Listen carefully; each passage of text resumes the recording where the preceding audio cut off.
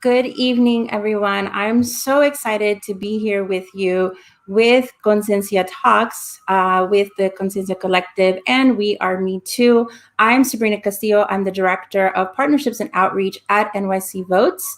At NYC Votes, we provide all the tools necessary for the community to be able to take on their political power. We register people to vote. We get people out to vote.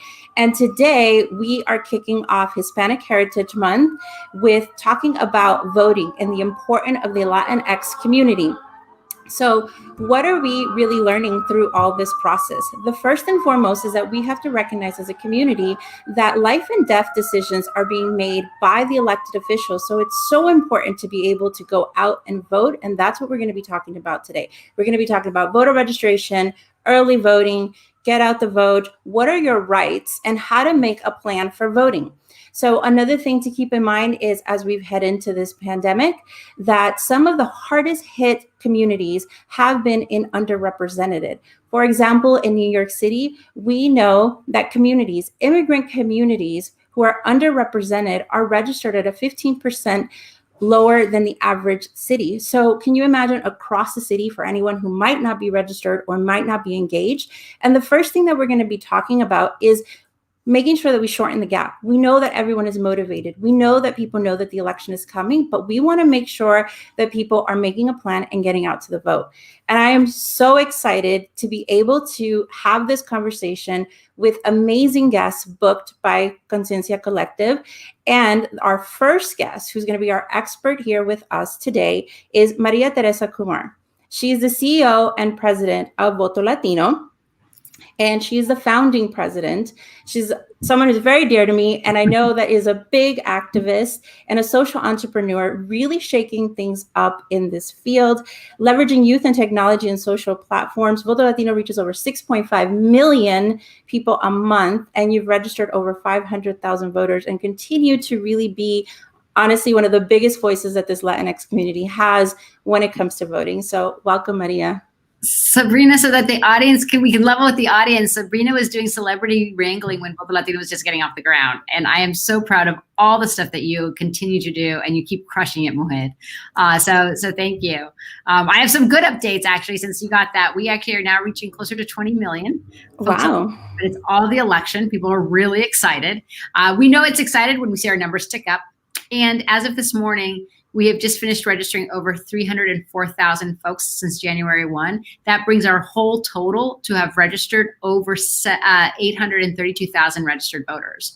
So by the end, in just 3 weeks, so folks who are paying attention, in 3 weeks, be one of the people that will help us have registered 1 million voters in time for this election since we started. So we're super excited. But as you know, Sabrina, it takes all of us. And there's no plan B. We have so much skin in the game. I'm excited for this conversation with Me Too. I'm excited to have the conversation with what you're doing in New York. And I'm excited, more importantly, about hearing everybody's agency to make sure that we're sharing our talents to win big in November. Yeah, it's so interesting that you said that you're almost going to be registering 1 million people, because I work in New York City at NYC Votes, and the most disappointing thing that we have found is that compared to the last presidential election, voter registration in New York City has plummeted over 40% because we're not able to do the field work. So the technological outreach and digital outreach and just influence that Voto Latino has is so important. And can you just share a little bit about, how people can start to make sure that they are registered? What are the tools? How do they even start preparing for this plan as they go out to vote? Yeah. So first of all, for folks to say, well, I'm not registered yet, do I have time? You do. So Voto Latino was one of the co-founders of National Voter Registration Day about 5 years ago, 8 years ago now. And the idea is that on November 22nd, you're going to hear everybody talking about it. So that means it's not too late to register to vote. In fact, you're right on time. So if you want to register now, you can go to votolatino.org and register to vote there. And it also, our campaign this year is about En la Lucha. We recognize that Latinos, we come in all different shapes and sizes and colors, and we have different experiences. But what makes this election unique is that it's about being Latino first, being an American Latino, owning our space and owning our power. It'll be the first time that Latinos will be the second eligible voting bloc in America. And what is the greatest barrier to our power is the fact that half of us, 15 million of us who are eligible to vote are not registered. And of that 15 million, 10 million of us are young. We're under the age of 33. So we need you active. We need you engaged, because we know that when you register, Voto Latino will do a really great job, because my team is that awesome, to make sure that you don't forget. And as Sabrina was saying, the most important thing is once you're registered, Voto Latino will send you information on how you can make a plan to vote. We partnered with Ballot Ready, so that way you say, well, I don't know what's on the ballot. It's too complicated. We've solved for it, because we've partnered with someone that's with an organization that's completely nonpartisan, and you basically tell them what your issues are and where what you care about, and they'll help you walk through your ballot, regardless if you're in New York, if you're in Texas or Florida, and it goes all the way from school board all the way to the top of the ticket. Oh shoot, I can't hear you, Sabrina. Sorry, that's probably one of the most important things that you just mentioned, is that outreach that your team does. When you are registered, and there is an organization like Voto Latino, or if you're in New York City, NYC Votes does that, is being able to do that, because we know that sometimes people register to vote and then they don't go out. And the other thing that we have been highly focused on is, not only is this election important for very obvious reasons, but also what's so important is it's the beginning of starting a voting culture, right? We know that people's first-time voters mostly happen in a federal election, and there are elections every year that shape our cities. And we want to make sure that people are coming out to vote. And so when they're registered, that they're able to do that. So I think that outreach piece is so awesome. And that was going to lead me to my next question before we head into some of our guests, is I just want to tackle some of the concerns that people are having. Yeah. The fact that, okay, so I'm registered, and you just mentioned a great tool that you provide where people can be able to see what's on their ballot. But now, how do people vote, right? And the biggest concern around mail-in voting is mail-in voting safe? And we know that states have been doing it. So I just want to take your take on how to get started there. Yeah, so first of all, 2018 was the largest participation in our country's history in voting in a midterm in 100 years. We're expecting a landslide of folks coming out. And what was cool about 2018, Sabrina, was that it was the very first time that Generation X, Y, and Z outvoted older voters. And we brought in the youngest, most diverse Congress in our nation's history in almost 40 years. So because we know that voting under a pandemic gets more complicated, we know that the important thing that we need to do is to have a plan to vote, and to start requesting your ballots in your states if you can, and to start early voting. So if you're tuning in from Virginia, it's because you've already voted today, right? So basically, there's a whole slew of states. North Carolina, you could already early vote. There's a lot of states that you could early vote. Start banking it in. And this is what's exciting. The more you vote, the earlier you vote, all the polls will start talking about how the Latino community is flexing. And we need to demonstrate that we're flexing, because for the very first time, our community is not only the second largest voting bloc, but we need to be able to demonstrate the power of our vote, so that all those naysayers who say that we don't have any business in politics, we actually demonstrate that this is our country and that we're standing up right for it.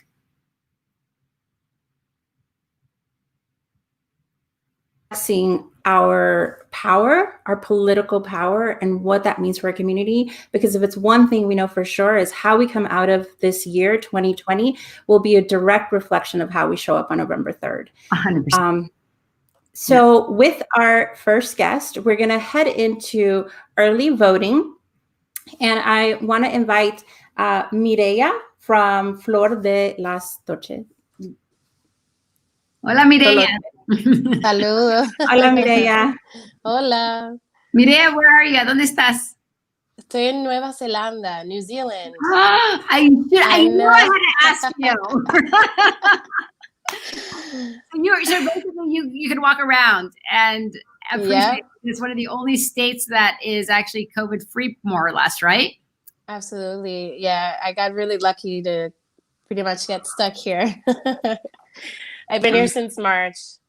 Wow. Wow. Yeah. Yeah, I've heard many stories of people getting stuck in places, but it's good to see it with a smile of saying Oh, that. that's right. Yeah. You got stuck in the watery. Like you were like, what? I know, right? Seriously. Totally. I mean, One of the few places on earth. That's awesome. yeah. Very Yeah, I So, got Mireya, lucky, for sure. we wanted to talk about early voting and like what has been your experience in that, but I'd love to hear what your experience has been like over there and how you're preparing for the election due to the fact that you're out of the country. Yeah, sure. But first, I just want to say thank you for putting this together today. I think it's very important. I have to confess that I haven't been participating in the past as much as I should be, and I've seen how important it is to that we vote and that our voices are heard, especially as Latinos, that we come together. We've seen how things have unraveled in the past few years, and we need to be represented, and we have to be supported, and we can't have any of these changes happen unless we vote. So thank you for putting all this information together. It's very helpful, and for us that are not as engaged in politics, or it's not even about that. It's about coming together, and like you said, our voices being heard, and if we want things to happen, we need to vote. So I encourage people to vote early, because it's a new world with COVID, and a lot of things are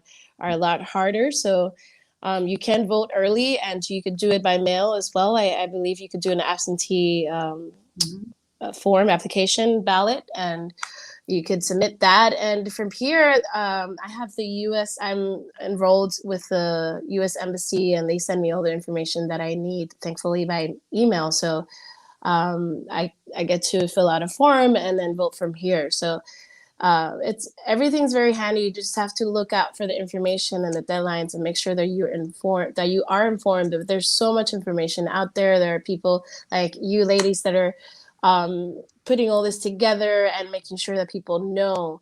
And I think that's the most important things, that people are actually informed correctly with the information that they need, and making it easier for us to vote. And I think like you said, this is a very important election. I think we are seeing people with the hunger for change, and I think this is a moment for that. This is where we come together and just unite and have our voices heard. As Latinos, we have to come together. Mireya, you brought up a really good point, which is that you said you haven't been involved in the past, but I want everyone to know, and you to know, and Maria can talk to this a little bit, is that we talk to people all the time who say that, and it is never too late to get in the game. Absolutely. Never too late to get in the game, never too late. Often, a lot of how elections are put together and the information is put together is to leave out a certain community and underrepresented communities. No. But Maria, what would be your take on people who feel that they've never been a part of this system, that they've never voted, and they don't know if there's a space for them? Oh my gosh. Come on in, the water's warm. And I say that because, there are forces that are trying to tell us not to vote, or they are writing big checks to make it harder to prevent our vote. But this is the thing. They do all that, and on November 3rd, their ballot would have been cast. They get the game. They get that the game in our democracy is participation. And the people who participate are the ones who call the shots. I think one of the challenges in the work that I do is that I often hear this folks telling me, I don't want to do it because the system is rigged. And then I have to stop them. And I tell them, no, the system works for whoever occupies it. And our job in the Latino community, for our families, for our future, for climate change, for immigration, for our own reproductive health, and for our mental health, we have to flood the zone. They're going after us because they see our power. For the very first time, Latinos, we are aging into a population of being eligible to vote. 4 million young people will be able to cast a ballot for president for the very first time this year. For the first time, young voters are going to be 12 million more than baby boomers. That's why they want to dissuade you, because they see our power and they don't always like our policies. And what I mean our policies is that we believe in climate change. We know we need to address our planet. We know that people, whether it's a woman or a man doing the same job, we know that they should get paid equally. We know that we should be decent to immigrants and our families. And the list goes on. For the very first time in 25 years, after we had the most massive election of our lifetime in the midterm elections last year, we voted in the most diverse Congress, the most Latinas, the most women, the most LGBTQ, the most veterans. And when people say, well, why does diversity matter? I say, those diversity of perspectives coming from all parts of the country created over 400 pieces of legislation that can change the trajectory of our country. It addressed healthcare. It addressed background checks. It addressed gun reform. I mean, it goes all the way down. And that's what if you tell me what I look forward to, is that I know that young people are paying attention. Voto Latino in the month of June registered over 97,000 people because we talked about protesting against George Floyd and the pain that he caused, the pain that his death caused so many Americans, and Latinos and Black communities in particular. And we connected it to protest, to voting, and people responded. And people are rightfully upset, but we have to be pissed with purpose, understanding that we only have 45 days. It is not late. Come, enjoy, register, and flex your muscle. Maria, so now you heard Maria say that the water's warm. It is.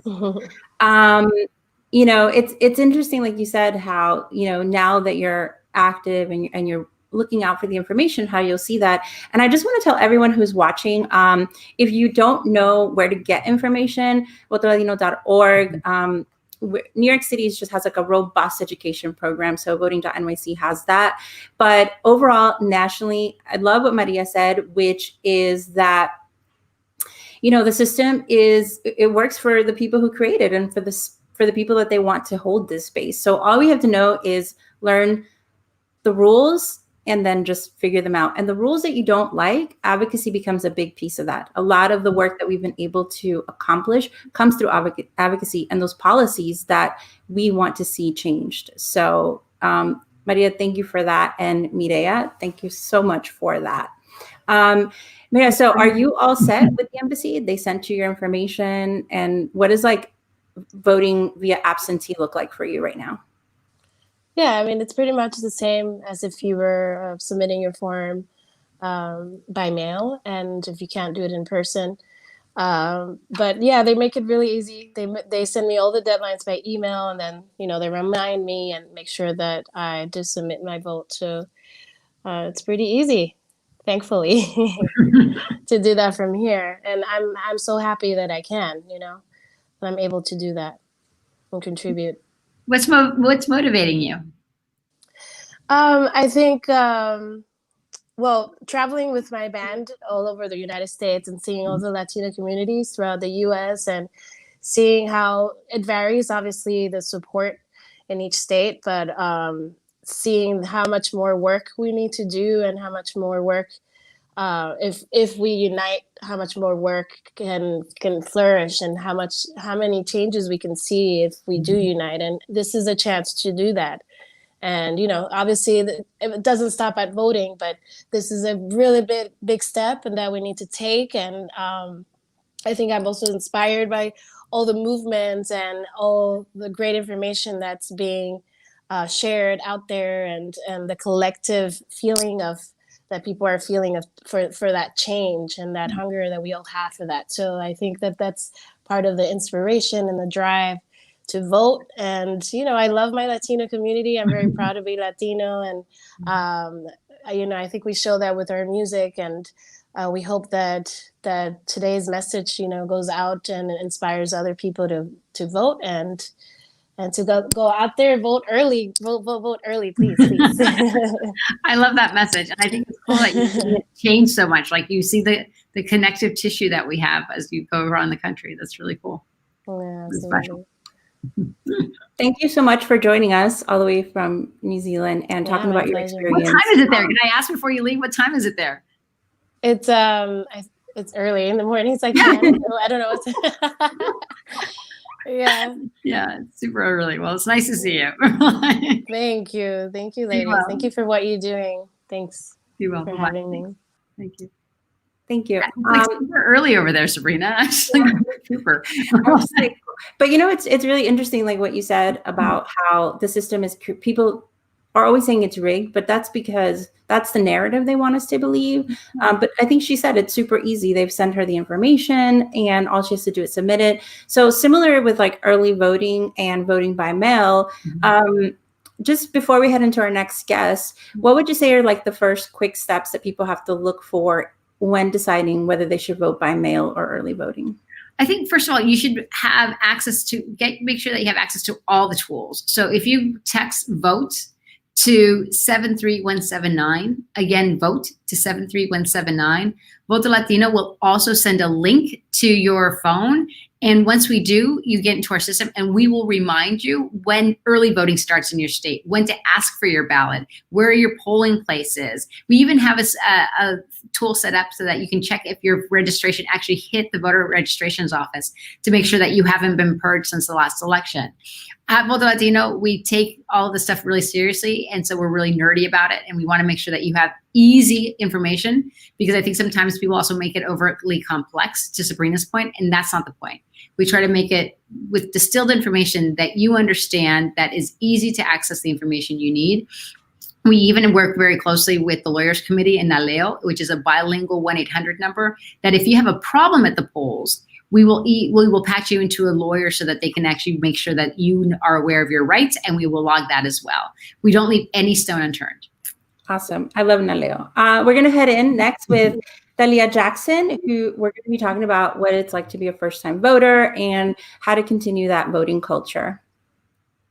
Do we see Thalia on? There she is. Hello. Hi, Thalia. Hi, Thalia. How are you? I'm good. Things are good. How are you guys? We're doing well. Where are you calling in from, or where you are right now? I'm in Los Angeles. I'm on a photo shoot right now, but yeah, just downtown LA actually. So. And how are the fires? Are you okay? Yeah, it was pretty bad. The air conditions were horrible through like last weekend and stuff like that, and it was just viciously hot outside, which was a nightmare for everybody. But we can see the sun now, and it's blue outside again, which is always good. Yeah, good. Yeah, good. Well, you look beautiful. Absolutely. Thank you. Thank you. And thank you for taking the time to talk to us about voting during your photo shoot. But we wanted to start talking about how to, what it means to be a first-time voter, and then to continue that participation. I often share a story how like I didn't vote until much later because I didn't know my role in that space. Yeah. So what's it like as you start to prepare as a first-time voter in 2020? Well, I mean, 2020 in itself, not only being an election year, with also just being probably one of the biggest years for a lot of people, and extremely life-changing. And to be those who freshly turned 18, I'm sure it feels like a huge responsibility, because us as as our generation, this is our time to shine and to take control of things. And we really do have the power, especially all together, and with social media and just all the access that our generation has to each other and to government officials. I feel like we have kind of more of a say than we would have had years ago. And although that is a lot of responsibility and can sometimes be frightening and scare people out of wanting to be involved in it in any way, because they don't want to make the wrong decision or feel like disappointed if things don't go the way they'd worked so hard for it to go. But the most important thing is to vote, and to vote morally correct, and just stand for human rights and not be selfish, because I think a lot of people have some selfish intentions when they vote, and instead of thinking about what might benefit you, you need to think about what will benefit the world and the human race as a whole. Is it flipped? Did I flip it the other way? Is it? Oh, good. Wait. I think you're. That's okay. Yeah, is it fine like this? Is it fine like this? Yeah. I think you're straight now, so that's good. I think like part of what you're mentioning a lot has to do with, like you said, what is good for our community, how we're voting. You know, as first-time voters really start to prepare and going to the polls, there is a lot going on in the national headlines. There is a lot going on in our communities, but there's a real reality of how young people and everyone kind of going about their day-to-days that might not be completely aligned, like you said, because like how you're experiencing or what your community needs might look a little bit different. Maria Teresa, can you just share, like, as first-time voters, like, what are some of in the Latino community that we need to be looking at collectively so that we're making decisions as we go to the polls and knowing that we're going to be good, right? We're going to be good as a community if we just all focus. But what are some of the key issues that are at risk right now? Yeah. So first of all, Talia, I loved, and we have to elevate this whole thing that you just said is like, don't be selfish, vote. I think that is exactly what it is. I mean, you summed it up beautifully, because when you ask Sabrina what is on the line, I will tell you that I can go through all the atrocities that this administration has done, but the one that hurts me the most is the caging of children. When we talk about the sins of the past, I tell people there's the sins of the present that we should be angry for and focused on. But if you care about Social Security, if your parents depend on Medicare, this current president wants to eliminate the payroll tax for small businesses. The problem is that the payroll tax is what funds Social Security and what funds Medicare. And so no good could come of it when our community is being disproportionately impacted by COVID. Our bodies are the ones that are getting exposed as essential workers. You have moms going to work as their kids have to figure out and how to navigate, Zoom learning if they have it. And it is incredibly challenging. And we need a president, and this is where Joe Biden fits in. We need a president who is compassionate, who cares, and who will have people work with him and not oppose the stuff that he wants to do. And I will tell you, at Voto Latino, we have never, and Sabrina, you know me for a long time, we have never endorsed a political candidate. I've always been of the mind that it's their job to knock down our doors and to ask for our vote. We endorsed Joe Biden because the stakes in our community could not be more at risk. I have seen in the last 4 years the anxiety level among children as young as 3 years old because they're hearing their parents may be deported. They are going after our community because they see our power. They see our youth and they are envious of it. Because as Talia, as you were saying, our dreams are no smaller than the person next to us, but we think collectively as a community. We recognize our responsibility that we have, not just to ourselves, but to each other. And that's an unbreakable bond. And when I say we need to register to vote because our life depends on it, it's no longer a joke. It's no longer a question. Because we know that sadly, when the president says that children can't die of COVID, it's not his children. Yeah. It's brown and black children that have been dying under COVID after the president told parents not to wear masks, and that could have been at least safer.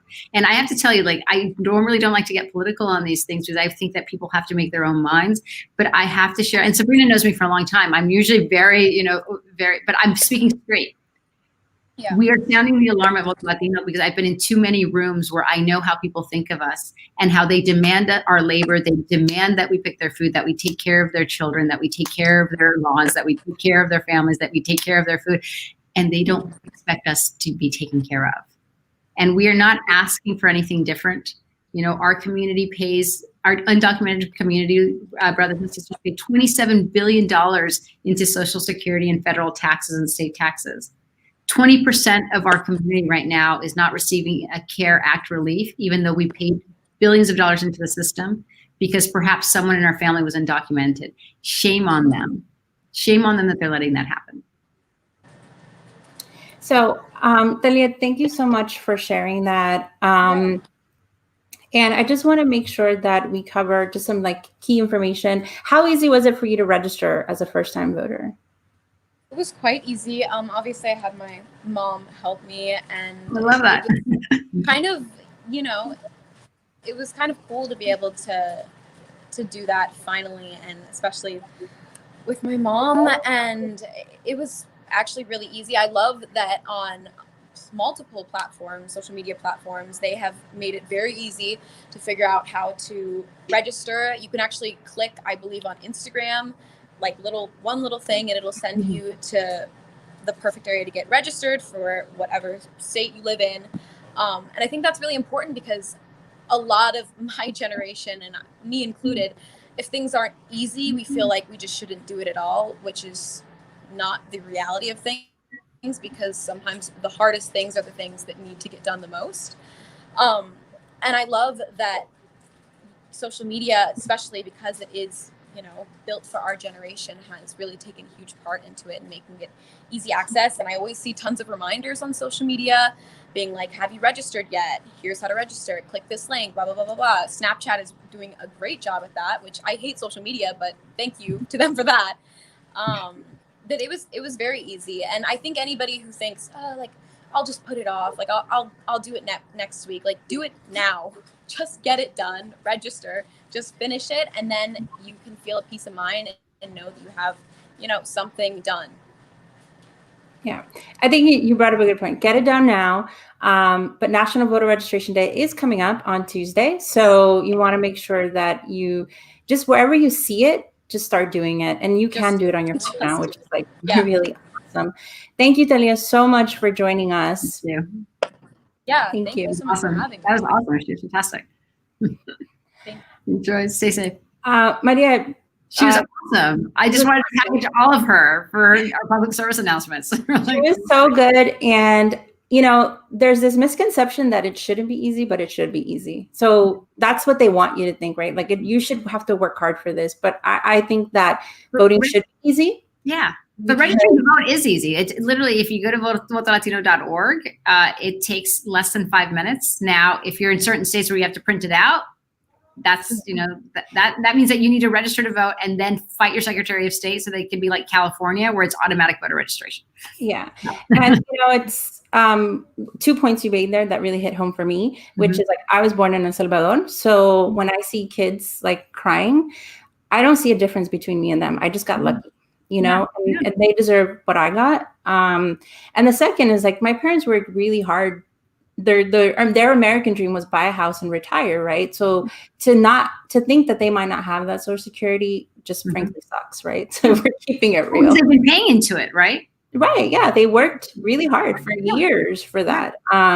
So yeah, we need someone who cares about our communities and like what we came here to do. And everyone worked and like you said, paid their dues. So that's really important to talk about those. We're going to invite Isabella Alvarez in. I am so excited to have Isabella because Isabella is not 18 yet. I am not. Hi, how are you? Welcome. Hi. Where are you? Thank you for having me. I'm excited. Where are you? I'm in LA, Los Angeles. How are you holding up? I'm holding up, I leave to Canada on Wednesday to go film my new show, but I'm definitely ready to get out of here because it's quite, it's a crazy town right now, but I think it's crazy everywhere right now. So, well, not Canada, not New Zealand. So you picked the right one. True. Canada is great. Yeah. I want to say, I think it was like starting last week, they had 0 COVID cases. I heard, I know. And my creator sent it to me and they're like, look, this is where you guys are coming. Like you're off there. So I was like, hey, like we're finally somewhere where there's like no madness happening. So it'll be fun. How are you guys though? You guys good, safe? Yeah, no. Now I'm excited that someone's leaving to a safer place. That's fantastic. Yeah. But you know what? But to the point of this conversation, Sabrina, it's all about who they voted into office, right? Yeah. A leader who believed in being a public servant and to take care of people. I mean, that is the difference. So yeah, I think one of the things I mentioned in the beginning is that we're literally seeing elected officials make life and death decisions on our behalf, and everyone who votes for those people makes that. But I'm always excited to vote. People always ask like, oh, like what can I do if I can't vote? Well, in New York City, you can register as early as 16, and every state is different. But I would love to hear from you about, how you feel about the elections coming up before we get into like how you think you can like influence and what are some of the roles that you're taking into as you head into the election. Totally. I mean, yeah, I heard that. I didn't even know that you could be 16 or 17 and you could pre-register to vote in New York. And I personally don't know the other states. If you guys could tell me as well. But I didn't even know that because I've always lived in California, and it just sucks that California, obviously, they don't allow 16 or 17-year-olds to do that. And no, you can.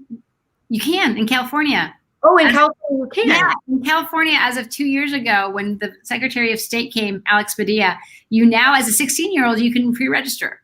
Oh, I didn't even see. You're educating me, just like that. Yeah. So it's cool. But this is the purpose why we're having these conversations, right? So like we can get the real facts, not the fake. The real facts. You hear different bits and pieces from the media, and it's like they love to switch it up, obviously. So well, now that I know that, that's even better. So if you're 16 or 17, go out there and pre-register, and even inspire your other adults or your family members that it's intimidating, and they make it seem intimidating. When I was hearing you guys talk to my best friend Talia, and it was like it's not as, it's pretty simple, but they want to make it seem that it's like this big task and it's like this long thing that you have to do. And it's like, it's really not like that. If you get it done and you're out there and you're doing it, then it's like, it's a piece of cake, and you can, your voice is being heard, and it's, it's really important. So it's very intimidating, but if you can inspire other adults to go out there and vote, it's really important. Yeah, I think that's true. And it's exciting because I think that sometimes what we know, at least at Voto Latino, is that even when you have conversations with people who can't vote, but they're like, what can I do? Well, you can volunteer, totally, to get people out to vote, or you can talk to that cousin that says, well, I'm not going to vote. Then you just nag them, right? Like you're just like, say, I can vote, so you're going to have to figure out climate change for me. I need you on the poll. Exactly. You're not going to go and vote. One of the things that I love talking about with young people is like Maria said, volunteer. And people are like, oh, what does that look like? Do I register people and so forth? But another part of elections that people don't really talk about is how people get the vote out. And so a really big piece of this is doing text banks and phone banks, and being able to get like 10 of your friends to be able to do that, because people register to vote, and you will get really high numbers in a presidential election, 60, 70%. Those who are saying young people are not coming out are coming in pretty high. Thing is that they fall off in local elections. And so getting people there, Maria, can you talk a little bit about some of like what those opportunities look like? Because I know you do a lot. This year is absolutely wild. So at Voto Latino, we basically, if you want to volunteer at Voto Latino, we can basically help you, and you can just do text messaging, and from like wherever you are. So even in Canada, you can text message if you want, and and it's like a leaderboard, so we can actually keep track of it. But what's really unique this year is that there's a whole movement to get young people to be poll workers. Wow. And what's cool about that is that it's not volunteer. You can make like up to $120 a day being a poll worker. Yes. So people should go to Power to the Polls, get money, while at the same time making sure that people can vote. I mean, it is, I would say, like, there's all this other stuff, but we're going to need young, healthy people at the polls to help navigate it for folks. And that is a way to, it's interesting. A lot of the poll workers are older because this is kind of like their civic duty and they do it for fun. But we need a new generation of poll workers that can actually help usher and break it down, and who can use technology, for example, right? Like, not to diss on the elders, but it's just, it is a thing, right? So no, it's true. And it's like, this is our generation too. So it's like, absolutely, you have to be a part of it. Like, this is who, like, you're picking, or you're going to be pre-registered to vote. And like, this is your time now. This is our next, generation. So it's like, be out there and helping, instead of going to a party in the middle of a pandemic, go out and help, and like, use the time that you have, and maybe skip out on that party that's happening and go out. And you just said you can make money, and what teenager doesn't like to make money? So exactly right. So it is Power to the Polls, or text volunteer to 73179. And again, any part of the country that you are in, any part of the world, technically, as long as you're plugged in, we will. It's super easy. You literally, everything is already prefabricated, and all you have to say is like, don't forget to vote, and these are your polling locations. That's amazing. We host text banks all the time, and it's like, I personally like love it, because I did not like making phone calls or knocking on doors. Those are very important too. But everyone has their jam, right? You're shy, or you're like, I don't want to talk to you. But you know what you do is after this or whatever, so it's like, it's easy, and everyone has a phone too. So it's like, whoa, yeah. And I think after this, right, Sabrina, there's a text party after this, right? Yes, I think so. Yeah. So we'll get the information out, but also, it's so, like, I think you both mentioned something that's so crucial, which is like, we all like to feel welcomed when we go somewhere, and we need to start looking at voting as part of that experience, right? So if I go to a poll site, I want to see someone that looks like me, that is like younger, like Maria said, not to like really, there are a lot of people who do this year after year because it's part of their civic duty, but that's part of like starting that voting culture for the Latinx community. So I'm really excited to have you, Isabella. Make sure you tell your friends to volunteer. And then, like you said, talking to your parents and your cousins and everyone who can, because sometimes people don't vote just because they've never been asked to. That's the number one reason we sit it out. No one asks us. Wow. Yeah. So again, if you get through about climate change, go ask someone. Right. You're not going to vote. Right. Isabella, we have a texting fiesta with Voto Latino. So I think like it would be great if you could like shout that out and join with some friends. I think that would be a lot of fun. That's amazing. Yeah, totally. So thank you so much. Just being here, present in this conversation before you're even eligible to vote is something that it speaks volume. And for me, I love that because my biggest pet peeve is when they say young people don't care. And I'm like, who are you talking to?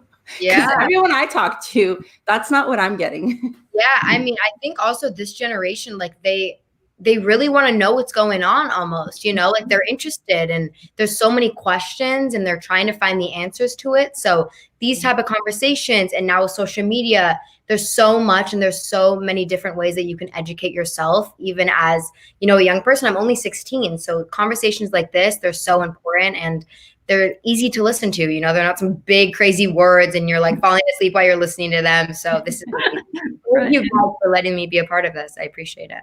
Yeah, no. Thank you for joining us. What you're doing, and have fun in Canada. Thank you. Fun. Yeah, that's my biggest pet peeve when people say like young people don't care, and I'm like, who are you talking to?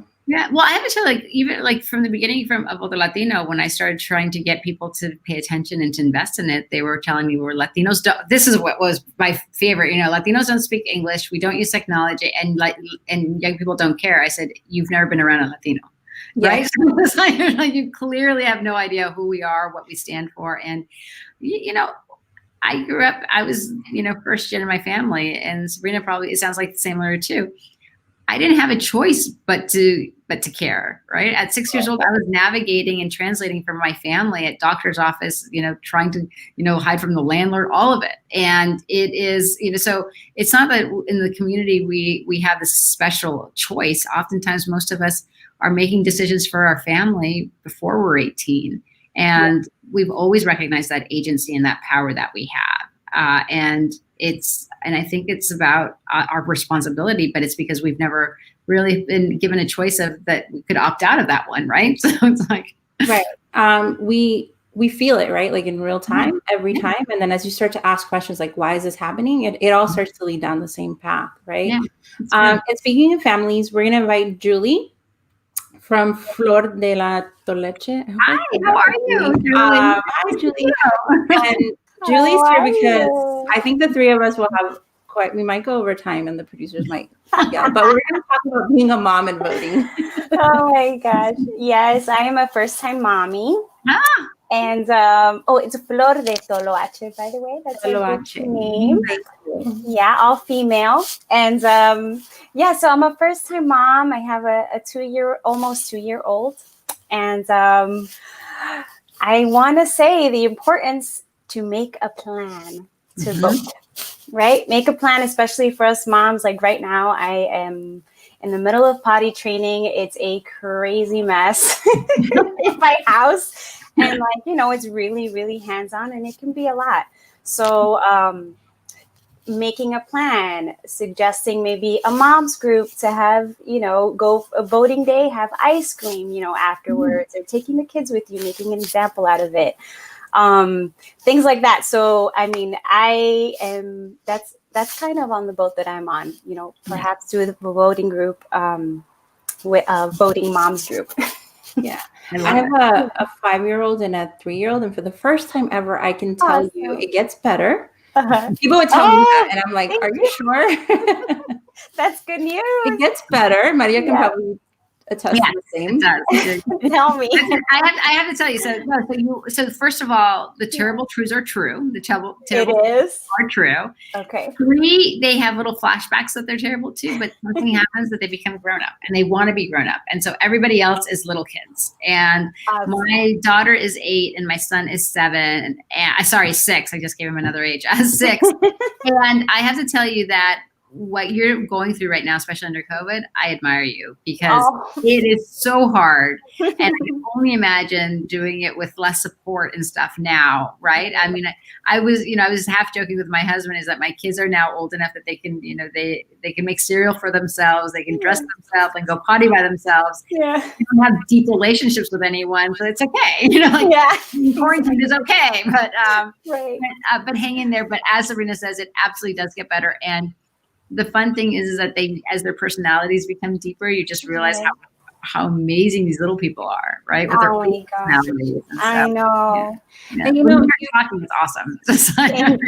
Julie, you brought up a really something I work for the New York City Campaign Finance Board, and I work with amazing people who all love voting, right? And I hear about these stories on how they used to go to the polls with their parents. Many of them are not Latino, so it's so amazing to hear their stories because when you ask them, some of my colleagues who have shared really amazing stories were like, oh, why do you vote? And they're like, oh, I just went with my parents. And it's like, that's something that in the Latino culture, not everyone gets, right? Like I didn't get that as a young child because my parents were not citizens until much later. So I think that's where that voting culture starts. So bringing them to the polls. Maria Teresa, what's been your experience as you are a working mom and you work in voting and you have 2 small ones? How do you navigate just getting your plan ready? So I think one is being very clear. I think when you are multitasking, it's so funny because I always thought that I was efficient until I became a mother. And I realized no, actually I was not. And you ladies know what I'm talking about, right? I was I need to work hard. And then now I kind of look at myself what did I do with my time? Right. It's I wasted. Totally. But in that, you just create and you give your space, right? And you say, just like if you have to go to the hair salon, well, you can't do that now, but if you have a hair salon or if you have to have a doctor's appointment, you actually put it on your calendar. Right. And you actually say, this is what I'm going to do. And this is how I'm going to plan. And again, to plug Voto Latino, if you go to votolatino.org and you sign up, we will send you reminders and we'll actually give you a checklist of what you need. So if you're in Texas, you need a certain ID. We will give you a little checklist so that you can check off what you need. So your polling place, your ID you need for the identification you may or may not need, and you have your ballot ready. We get it all ready for you so that you can walk out the door super empowered with your crib sheet and register to vote. But if we don't put, it's Sabrina, if you and I are making plans and I'm okay, I'll see you Friday, but then we never talk about it again. Right. You're kind of are you going to see me Friday? Right. So it happens to me all the time. Am I going to see? So this is kind of the same thing. It's just you're making a date and you're making a date with democracy, and our democracy needs love. And when we give it love, our democracy really delivers. It gives us health care. It gives us reproductive choice. It gives us clean environment. It gives us gun reform. And it gives us just immigration reform. When we love our democracy, it will love us back. Right now, for a long time, we stopped loving it. And this is what's happening. And just like you want to show love to a relationship and a friend, you have to be engaged. And that includes if you're saying, yeah, I'm going to show up. No, you can't ghost it. You have to show up. Put it in you put it in your agenda, put it in your phone, put a reminder on it that you're going to vote. If you want more information, go to votolatino.org. We will help you navigate through it, but do make a plan. Right. Julie, what would you say is your number one issue as a mom that you're a mom that you started looking at when it comes to voting? Now that I'm a mom? Do you think something changed or it's sort of the... Oh, well, yeah. I mean, I have someone to look out for.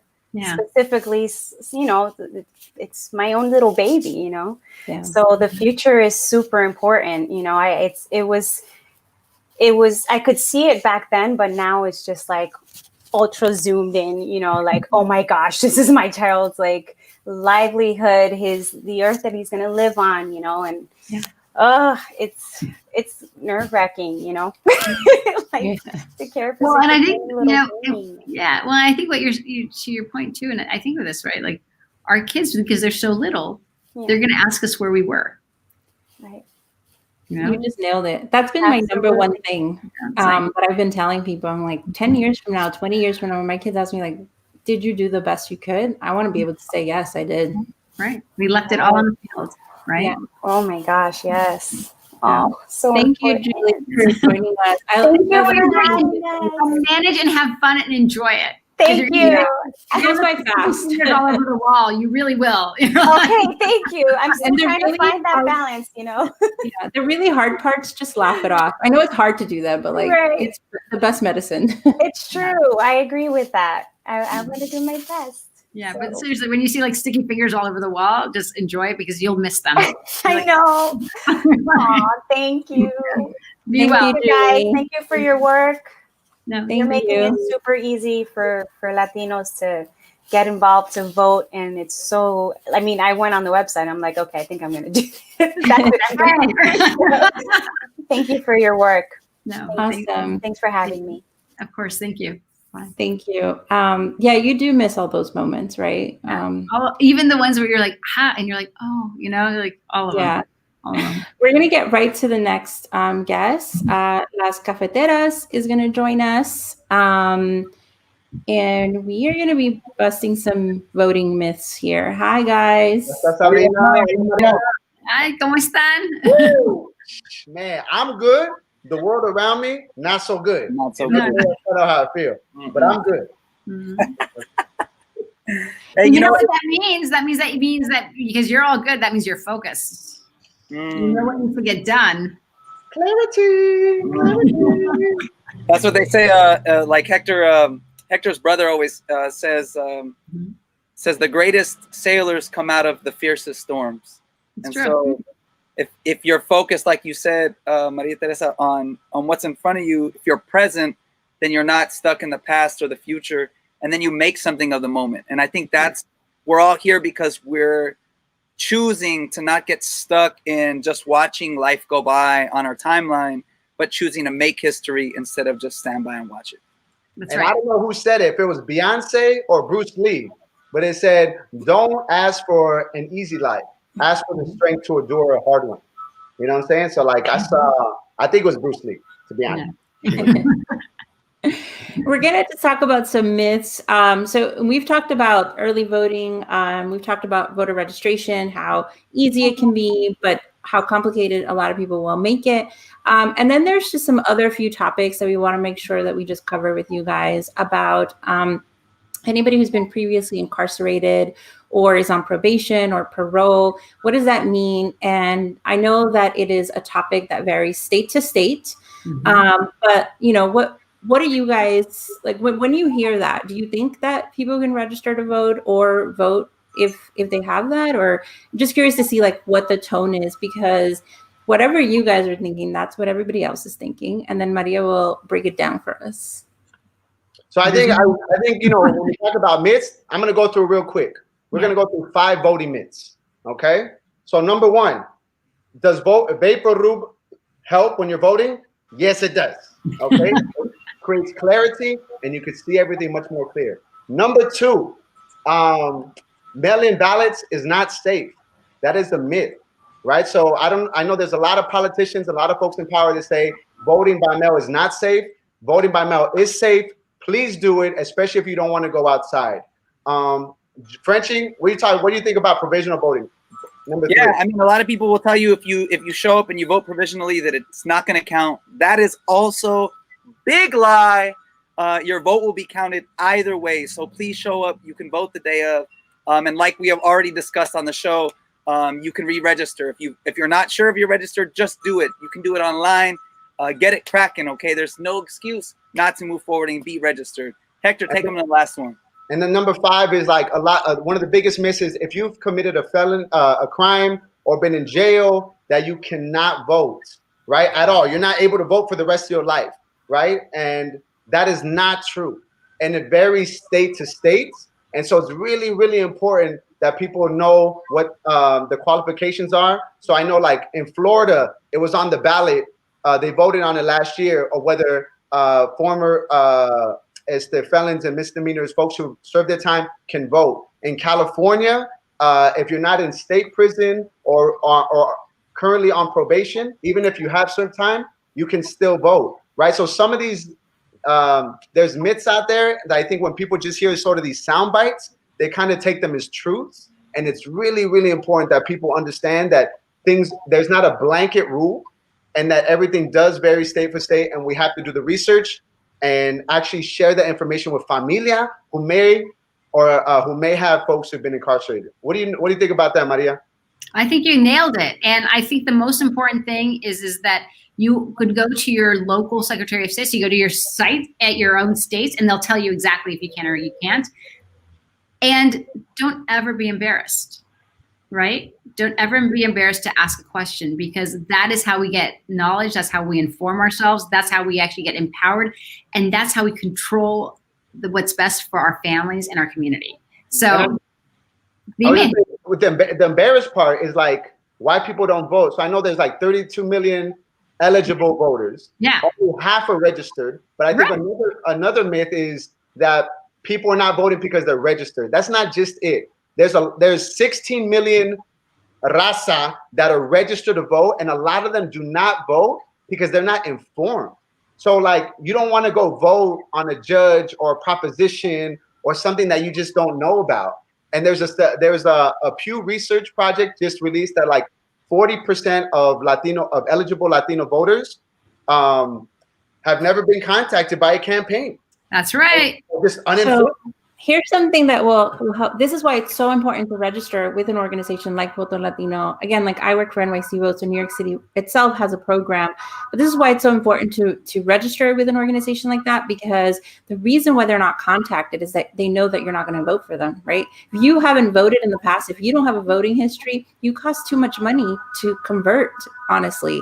But when you look for organizations like Voto Latino, like Maria said, they're going to send you all the information you need. Nonpartisan organizations will do that.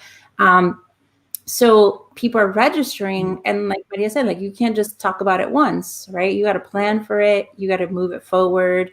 And in that is part of that. So it's interesting that you say that, because that is true. People are not getting phone calls. People are not getting the text messages. But it's easy to get on the radar. It's easy to get in the game. They said there's a McDonald's strategy where it says like McDonald's uses strategy marketing. You have to tell somebody 7 times before they remember. And that's exactly what we do at Voto Latino. At Voto Latino, we register people to vote, but then for you to get out, we actually we're a little aggressive. We go from the cool older sisters to the nagging aunt. You're going to get 20 messages from us online, at least 20 messages. And that doesn't include the text. That doesn't include being on the radio and all of a sudden hearing our PSA. And we become nagging, but 79% of the people at Voto Latino that we register vote. Yeah, that's dope. And go for it. Last point. I want to ask Frenchie. The very first time, normally Voto Latino, we're going to register 500,000 voters and we're going to mobilize them. But because we know that we need to talk to people who no one talks to, we've identified 2.2 million Latinos who've maybe only voted one time in their life. Wow. Mm-hmm. And we're calling them because you know what? Again, let's speak frankly. We as a community, we have to stop waiting for someone else to invest in our political power. Yes. By that definition, we will never have power. Yeah. Our job is that we're 32 million people strong. We're 60 million people strong. We are the second largest group of Americans in this country, and we have to self-organize to flex because that's when they'll take us seriously. And we're the best looking group. I just want to say that. All this conversation, right? Because otherwise people, the only time that people call us is when they want to win, and they're like, I just need to call 10 more Latinos and then I'll win. Exactly. But there's 30,000 Latinos out there that no one's talked to.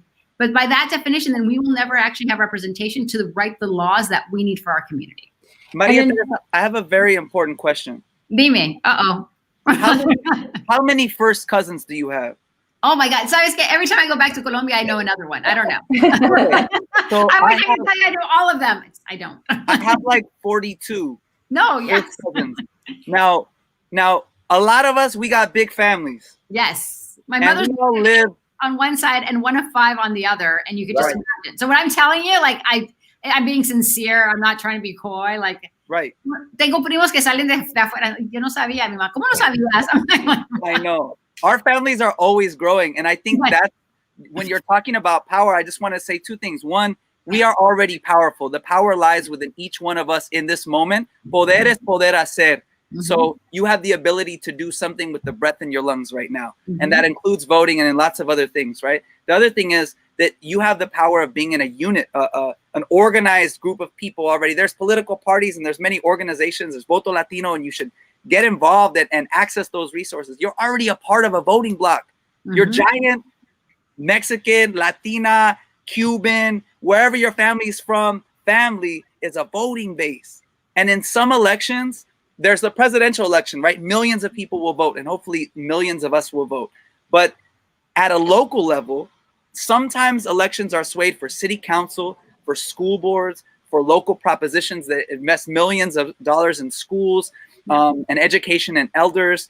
And so the things we care about, the numbers go up. The louder our voice gets, the localer that you vote, right? So vote from top to bottom on that ballot. Look at, get your family involved in voting for your city, your county, your state. We have even more power to win those local elections. And there was this city in SoCal. There's a city called Oxnard up the coast where our drummer is from.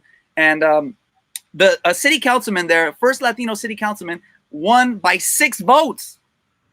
He had cousins who didn't show up and vote that day, but he won by 6 votes. And so I just want to sincerely remind us all of the deep power you already have. Talk to your family, get a text thread going, send the DMs. Like, let's get this energy flowing, my people. See, we could do this. We got it.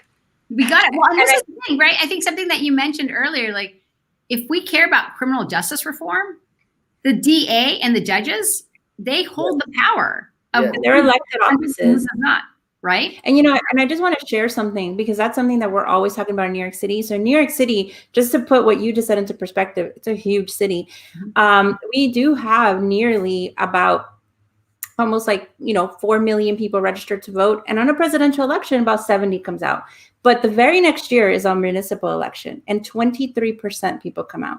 Yeah. And local elected officials are making these decisions for us on how we go to school, how we come out of COVID, criminal justice, immigration, all of that. So I think really getting the ball started for this election, but then we got to keep that ball rolling. And like you said, it's top to bottom, but year to year, and they all matter. Every single election matters. Our Filipino brothers and sisters, I know we are already out of time, but our Filipino brothers and sisters, they always say, Isang baksak, which means one rise, one fall.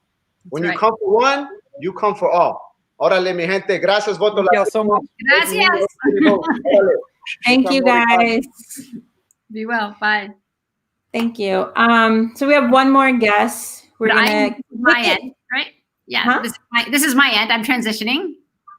I think you're still on for one more, but I'm not sure how your time looks. Let us know. I have to go. Okay. I think my transition is here. What's your last talking point when it comes to voter registration Hispanic Heritage Month? Antonio from Hispanic Heritage Month will come in, and then we'll say bye to you, and then he'll have Antonio come in. Have Antonio come in.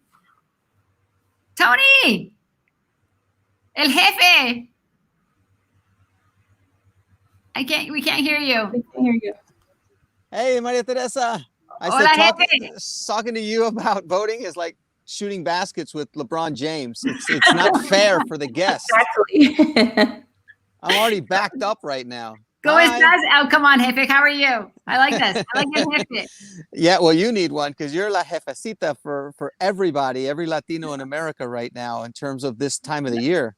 Yeah. We depend on you a lot. No. This is where we share the burden. It's all hands on deck. Whatever your challenge is, lean into that because I need all of us right now. So I know, but I just know that it's in support of your leaderships. And I've always said that for the last decade, more than a decade. So Tony, you have to know that Sabrina was the first person to help us wrangle celebrities back in the day. That's not an easy job, girl. No. And Tony was crazy enough to read my business plan when I actually finally put it together, Sabrina. So we're just like, I feel so careful. I always say, I remember meeting Maria Teresa and meeting with her at a Starbucks, and I went home, told my wife, I just met somebody that has my same hustle, except she's a lot smarter than I am. So believe me, we're in good hands with Maria Teresa and Sabrina. Wrangling celebrities is not an easy job. We're doing it right now because of the Hispanic Heritage Awards. Yeah. Speaking of Hispanic Heritage Month, I know Maria doesn't have a lot of time, and Antonio, we have limited time with you as well. Because it's like talking to two big giants in this field and voting and all that. Just let's talk about our heritage. Kids are like falling down the house. Why do you do this work for the Latinx community? I think that's big because I think it'll inspire others. This is how I got involved, by being inspired by people like you. So, just those quick bite before you go, and then plug in voter registration. No, be honest with you, I'm inspired by you. I was asked on a panel recently, and they said, what advice do you have for millennials and Generation Next? And I said, I don't give advice to millennials and Generation Next. I get advice from millennials. So please know that you're my inspiration. I know Maria Teresa feels the same way whenever she's working with people and her constituents.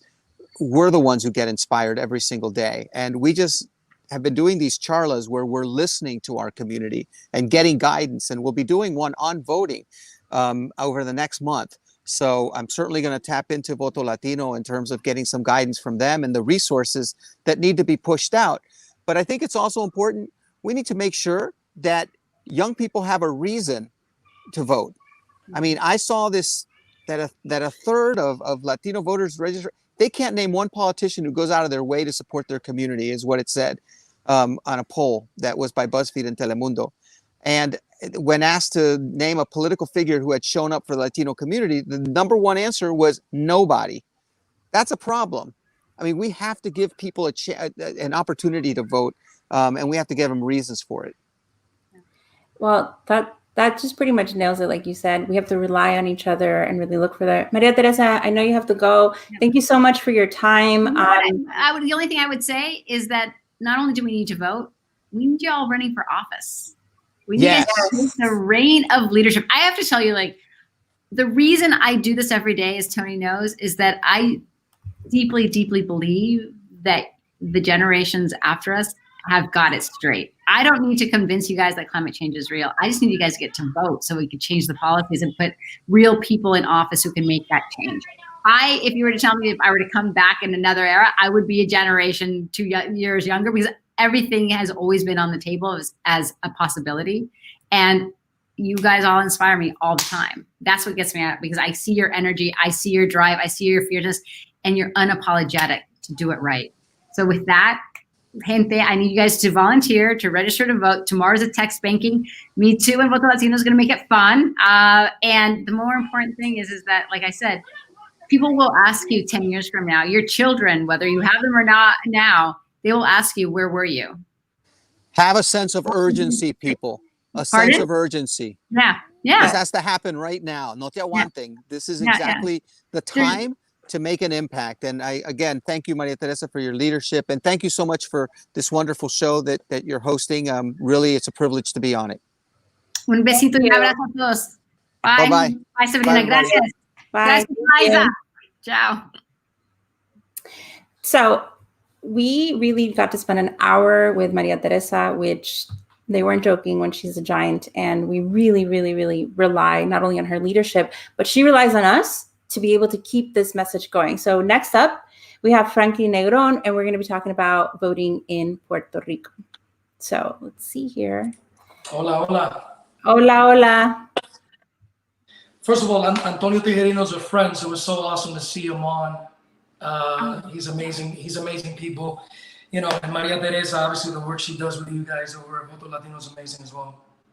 Yeah, I mean, she's just, everybody that's been on has really brought in like a different These are rock stars. These are rock stars. Absolutely. I mean, you know, so, I'm in a business where so many people are so like, you know, into themselves. It's good to see and be around people that are about getting others together.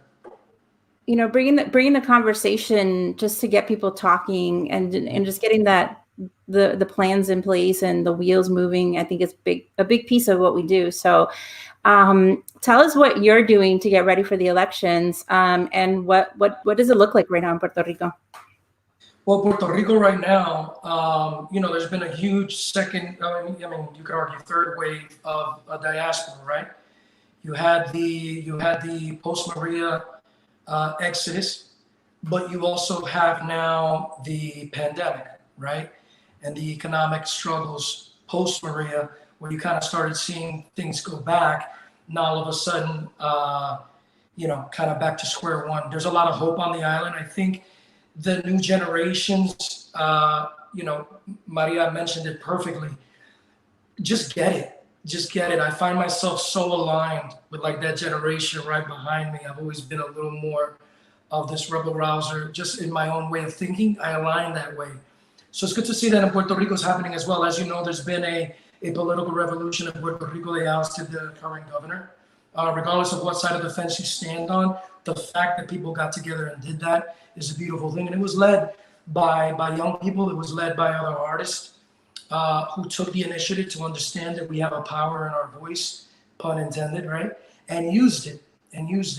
So the situation in Puerto Rico is hopeful.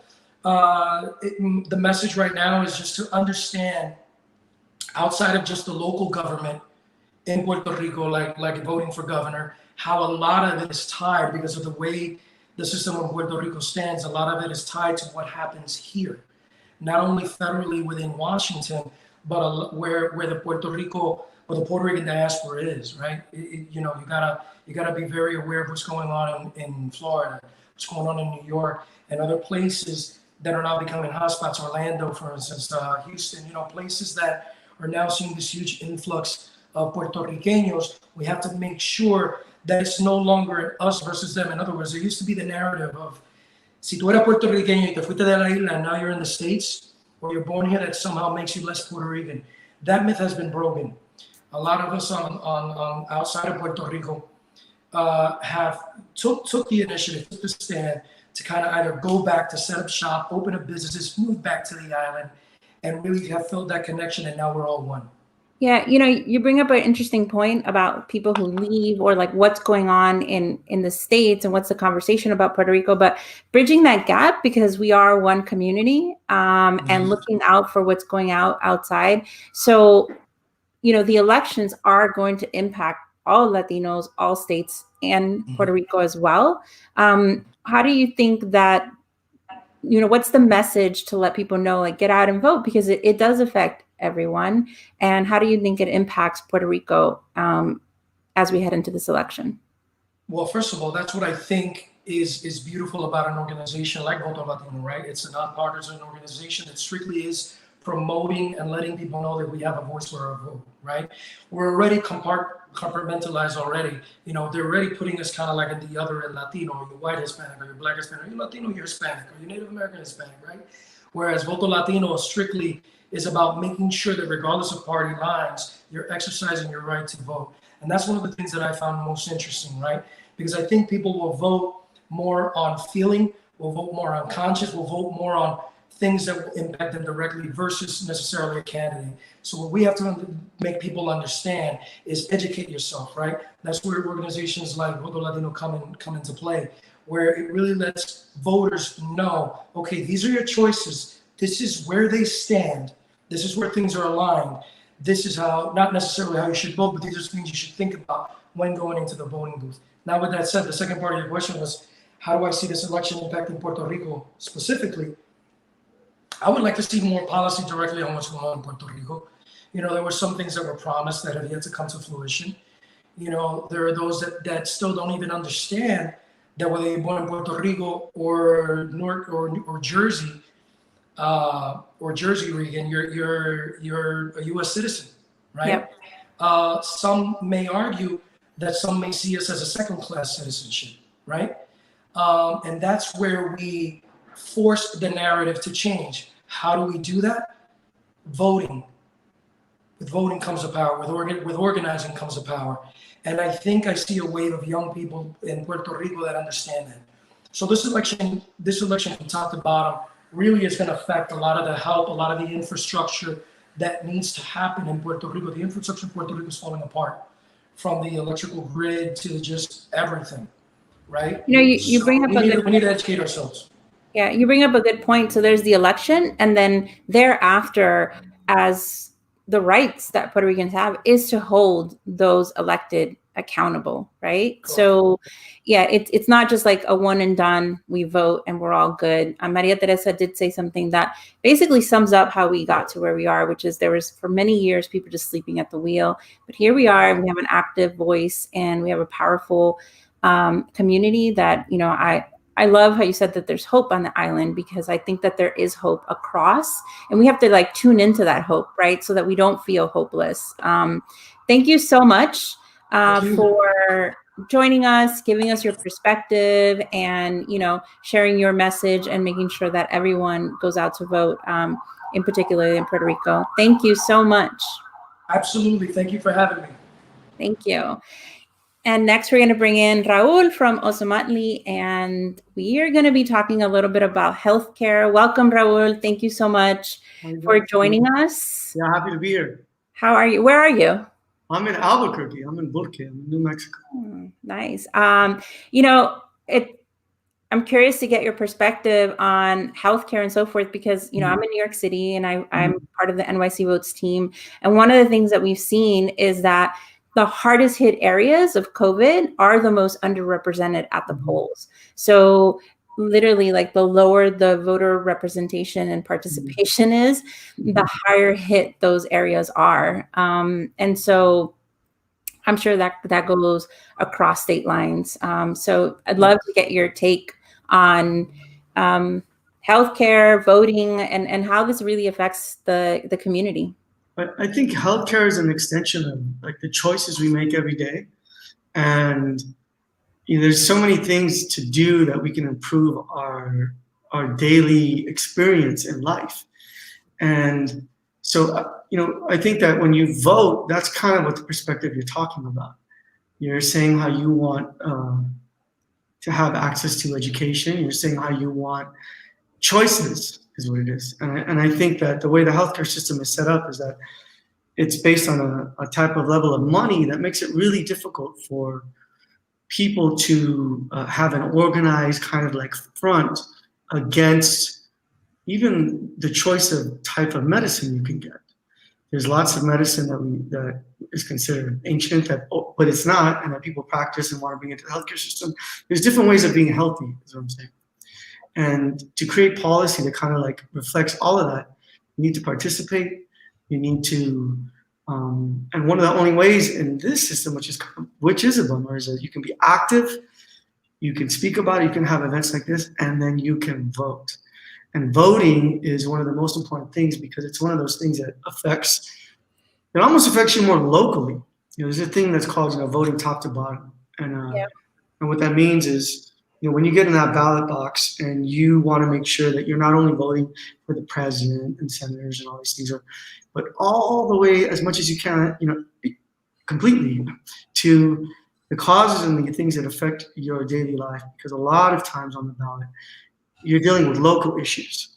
Yeah, that's one of the things that people don't see, and it's almost like it gets drowned out, the national debate about how important it is to create movement in all these forums. And so voting is one, and I mean, we're going to talk about how important it is. We're in the work that we do, we're always talking about how to bridge that gap, but I put it as easy as whatever is bothering you, whatever that is, right? Whether it's your pay, whether it's your healthcare, whether it's your stop sign, whether it's your school, there's an elected official directly tied to that. And you can look that up and start to see like, oh, wait, this person's been in office for 15 years, 10 years. The president has terms, but not every elected official does. And so it's important to keep an eye out on, as you kind of grow into your community, where are those powers? Where do those powers lie? How are those decisions being made? And are they aligned with what you want, right? Like you said, making sure locally. I think another thing before we wrap up that I like your perspective on is how healthcare, right? It's a big issue. And I think it's like the tax law. It's meant to be complicated so that not everyone feels that they can understand. But what are some key things that you think are important that people need to be looking out for of how healthcare is a necessity and a right in our country? Yeah, I mean, it's if you look at just how money's spent, you know, there's so much money spent on the military and all these other aspects of trying to influence, you know, this country in the world to create, you know, this illusion of economic like sense for everybody. And if you can't have a job and get proper health care without going broke, that's ridiculous. So there's a priority difference that it really matters that you speak up and talk about it, because voting is really, anybody's worked for you've worked for a politician? Have you ever worked for? No, I haven't worked for a politician before. No. They're like, they care about that. They look at those reports coming, they look at who voted. Is this a voter when they call the office? Vote? Is this person, you know, and then boom. So having that kind of basic relationship as much as you can with each other in your community, and then there's one person who is that person who gets involved, and it's always there, you know. And so I think making that effort now with Trump in office, with all these things that are ridiculous to a lot of people, you got to step up and you got to, you know, claim yourself and claim your health and claim your life and and vote. And that's a basic thing that can be done that increases that chances very much. Yeah. I think that it's interesting that you say that everything that we do is affected by that, but I have done advocacy. So I haven't been on the politician side, but I've done advocacy where we have advocated for, you know, different issues. And one of the things that you get asked when you call is what's your name and what's your address, because that's the first thing they want to do is, are you a voter, you know? And then what are some of your biggest concerns, you know, with either the current administration or how we head into this election and what the future looks like for healthcare? And then we'll, you know, wrap up after that. The biggest issue right now is the American Care Act. If repealed by Trump, it will create many problems for many people. And this was an effort to kind of, you know, the origination of this movement and to have affordable, accessible healthcare for everyone. And to kind of mandate that was this whole process of knowing that health bills are too much money. It's too much money. And the everyday person can't afford to get proper health care. Now, we can go in a debate about where that comes from, how we can have more holistic health, all these things. But really, right now, Trump is trying to repeal that act, and it's going to affect a lot of people. And people you get in office are going to fight for that.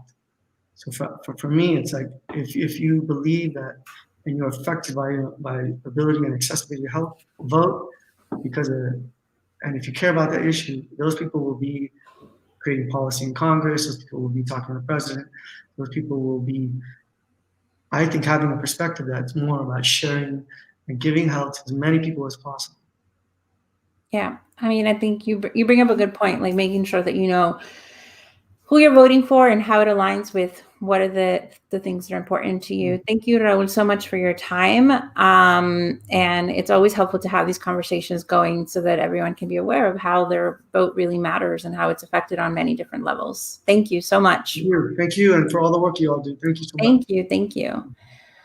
So this wraps up Conciencia Talks. If you have made it this far, you really care. So make sure that you're registered, which probably are, but make sure that your friends are registered. Make sure that people are making a plan to vote. You can start early voting. You can vote by mail. It does vary state to state. I work at NYC Votes. Voting.nyc has everything that you need for New York City, but votolatino.org has everything on a national level. And like Maria says, they send you all the reminders that you need and all the information that you need.